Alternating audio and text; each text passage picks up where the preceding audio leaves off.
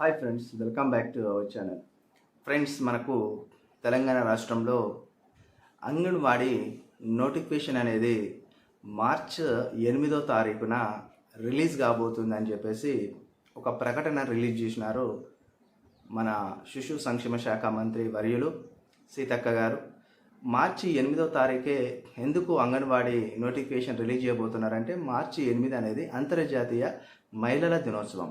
అంతర్జాతీయ మహిళల దినోత్సవం రోజున పరేడ్ గ్రౌండ్స్, సికింద్రాబాద్లోని పరేడ్ గ్రౌండ్స్లో 1,00,000 మంది మహిళలను సమీకరించి ఒక భారీ సభను నిర్వహించి ఆ మహిళల సంక్షేమం కోసము ఆ సభలో మాట్లాడి, అదే సభలోన వీళ్ళందరికీ కావలసిన అంగన్వాడీ టీచరు పోస్టు ఉద్యోగాలకు సంబంధించిన 14,236 పోస్టుల నోటిఫికేషన్ అనేది రిలీజ్ చేయబోతూ ఉన్నారు.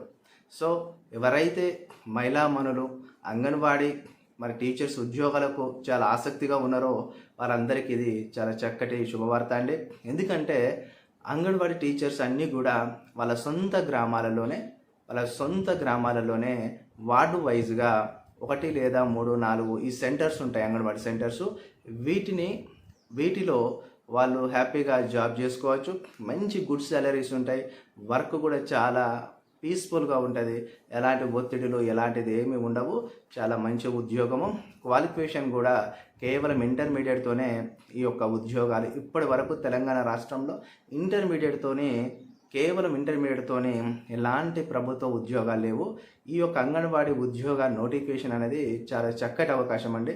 ఎందుకంటే ఇంతకుముందు మనకు జూనియర్ అసిస్టెంట్ కూడా పూర్వం ఉమ్మడి ఆంధ్రప్రదేశ్లో ఇంటర్మీడియట్ ఉండే, తర్వాత మన దాని డిగ్రీ క్వాలిఫికేషన్ పెంచడం జరిగింది.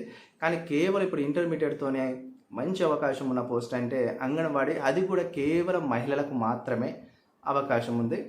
మరి ఈ యొక్క మార్చి నెలలోనే 8వ తారీఖు అంతర్జాతీయ మహిళల దినోత్సవం రోజున ఈ యొక్క అంగన్వాడీ నోటిఫికేషన్ అనేది రిలీజ్ కాబోతుంది. దాని విధి విధానాలు, ఎగ్జామ్ ఎలా ఉంటుంది, సిలబస్ ఏంటి, ఏజ్ రిలాక్సేషన్ ఎంత, ఏజ్ రిలాక్సేషన్ 36 to 38 ఉంటుంది అంటున్నారు, కానీ 35, 36 అంటున్నారు. దాన్ని పెంచే యోచనలో మరి ప్రభుత్వం ఉంటుంది కావచ్చు. మనకి ఎడ్యుకేషన్ క్వాలిఫికేషన్స్ కూడా ఖచ్చితంగా 100% ఇంటర్మీడియట్ ఉంటుంది.